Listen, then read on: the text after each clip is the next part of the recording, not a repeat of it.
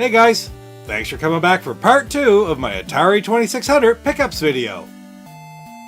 Alright guys, take a little break, just something a little different that I picked up. I've got one I've already put together. I have a lot of fun with putting them together more than using them and doing the programming and such.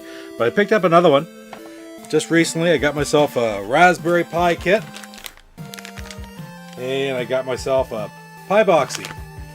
So with these, I'll be able to put a lot of the retro games on and hook it up via HDMI to my flat screen TV, to my desktop. However I decide to do it, capture some video. I know it's not necessarily the authentic stuff, but for some of the older systems, it's so much easier to do it this way. So I really enjoy just playing around with them, getting them working. So let's go back to a couple more Atari 2600 games.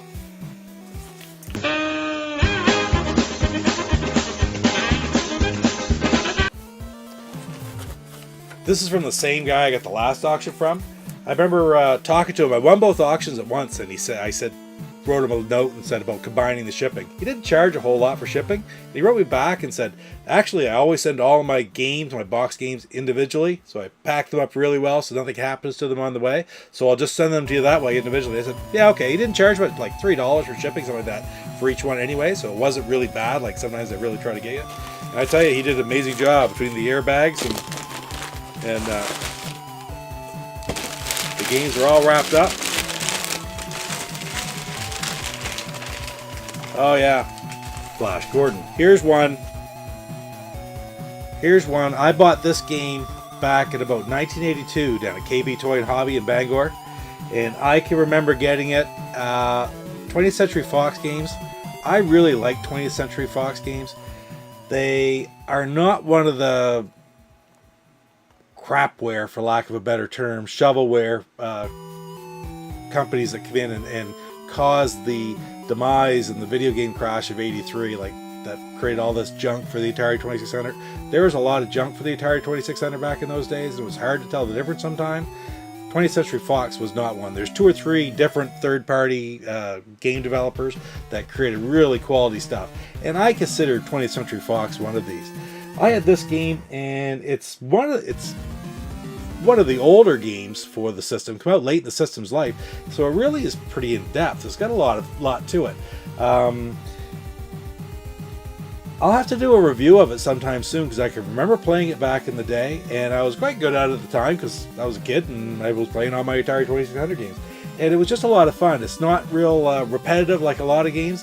It actually has a little bit of a mission that you try to accomplish each time to clear off the screen. Not as simple as Pac-Man or something like that, but with space shooters and different things to shoot. And I guess the best thing is James and Mike did a review on it. They did Atari Video Games 5, I think it was, earlier in the week. This is one of the games they played. It was quite obvious that they'd never played it before because it is fairly complicated, although you can pick it up and just play it. And they just picked up and played it, and they figured a few things out, and they really thought it was a great, fun game. Of all the games they played during that little episode, this is the one they thought was the best. So, after having it when I was a kid and losing it, I'm very happy to have it back in my collection once again. Flash Gordon. I've got one more big box. I think there's 3 games in it.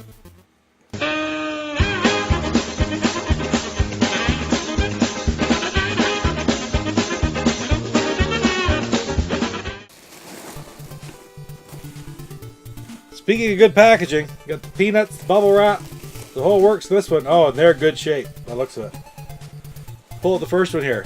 Remember I was saying about there's 3 different games that were out for the Sears Telegames, the Sears Video Arcade that you couldn't get for Atari. They're only produced in the Sears version. Well, this is the second one, Stellar Track. Sort of a runoff of Star Trek. It's a space combat simulation. I've seen different versions of the Star Trek game before. This one I've wanted this for a long time. It's going to help me finish up my collection. I've not played it a whole lot, even on emulation. I certainly didn't see it back in the day because I don't remember seeing any of the Sears games per se for the Atari. I'm very happy to have it in my collection. Now that's along with the other one I had was Steeplechase. Now there's only one left. Atari did not make a version, only Sears, Submarine Commander. If I can find Submarine Commander in the box, I'm not going to pay a fortune for it. It's not worth it to me to pay a fortune for it. I'll watch for a good deal, and eventually I'll get it, and I'll put it in my collection, and I'll be happy with that. Anyway, Stellar Track. And you know what? That's an amazing shape. Amazing addition for a 30, 40-year-old game. Very happy to have that in my collection now. So what's in here next? Oh, I was talking about 20th Century Fox. Porky's. I didn't have this game when I was a kid. I had never seen it before. Oh, it's kind of neat. It's got the original Target. You can't see it there, but it's a Target sticker that was on it. Again, 20th Century Fox, one of the best third-party producers of video games, third-party developers that there was for the Atari 2600. Certainly wasn't their problem, that it wasn't their issues that caused the video game crash, but a lot of the other ones that produced a lot of junk. I've not played this game much. I've seen some gameplay online. I'll have to give it a play, maybe do a little bit of a review of it, do some gameplay online. Really interested in these. I wouldn't mind trying to get all the 20th Century Fox games. I know this one is actually kind of a hard one to get.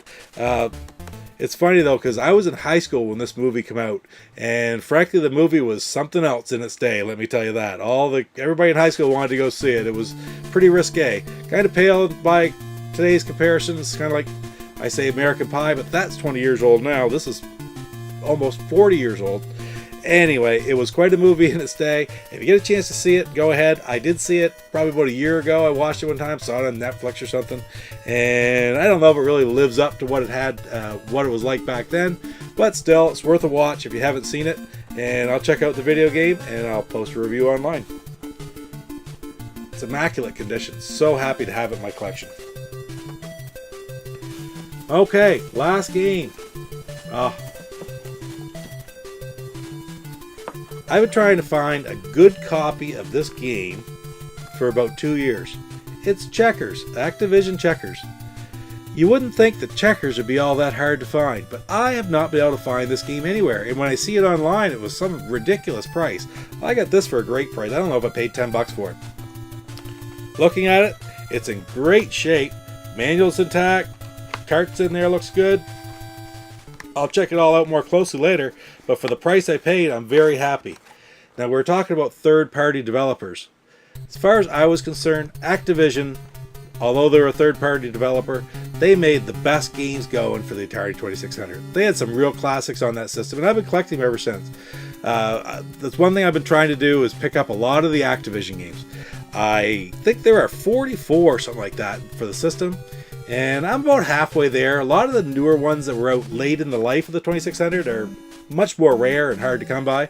And frankly, they don't have the same generic game design or box design that these ones do. So these are the ones I like the best. But anyway, I'm still working on that Activision collection. And this is just, I've been trying so hard to get this simple game of checkers in my collection. I'm very, very happy to have gotten it. Alright guys, that's it for this episode, this pickup video. You've seen all my Atari 2600 pickups for the last 2 or 3 months. I'm going to keep working away, picking away at the Atari 2600 games that I need to complete my collection. I'll do some reviews on some of the ones I picked up, some of the ones I already had, especially the ones that I had when I was a kid that I've picked up since. I love the games. They are games that you might overlook nowadays because, well, frankly, they're not as flashy, they're not as complicated as the games that are out today, but they're still a lot of fun in their own right. And I know it's hard to get the same perspective that I had because when I saw them, they just blew me away. Well, compared to what we have nowadays, they're not nearly the same. But I can still remember what it was like to play those games for the first time, and that's part of why I love retro gaming so much. Thanks a lot for watching. Take care.